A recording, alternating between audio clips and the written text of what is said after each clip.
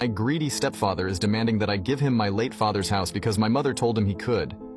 I, 31 years old, have a stepfather whom my mother married a year after my father passed away. I felt uncomfortable seeing my mother fall in love with another man so quickly.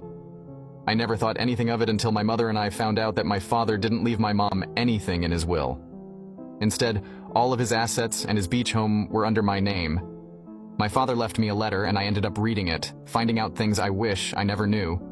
My father, who was sick at that time, found out that my mother was having an affair with another man. He told me that he had suspected it for a long time, ever since they found out that he had cancer. Since then, my mother became distant.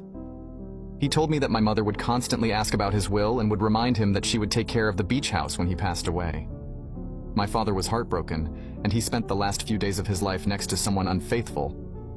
When I read the letter, I couldn't help but break down crying in my room. I wish I had been there for my father. The more I cried, the more I felt anger and hatred for my mother and my stepfather. When my mother found out that she was left with nothing, she started flipping tables and screaming, asking why she wasn't left with anything. It was clear that my mother only cared about my father's assets, not him. I decided to leave my hometown and cut ties with my mother and her new husband. I moved to my father's beach house, where I would try to start over. I've always worked from home, so moving to another area was never a problem. It wasn't until recently that I got a text message from my stepfather. He asked me how I was doing, and I didn't respond. He texted again, and he was more straightforward. He told me that I needed to move out of the beach house because he and my mother would be moving in. But if I wanted to stay, I could pay them rent for my room. I looked at the text completely speechless, not knowing if he was bluffing or serious. I told him that the house was under my name and that I would call the cops if they ever set foot inside my home.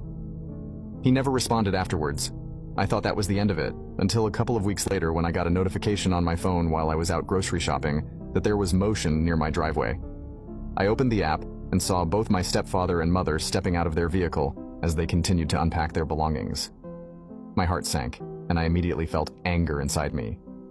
I decided to call the cops ahead of time and told them that I had people trespassing on my property. By the time I arrived, the cops were already there. Now you can watch part 2 by pressing share and then more.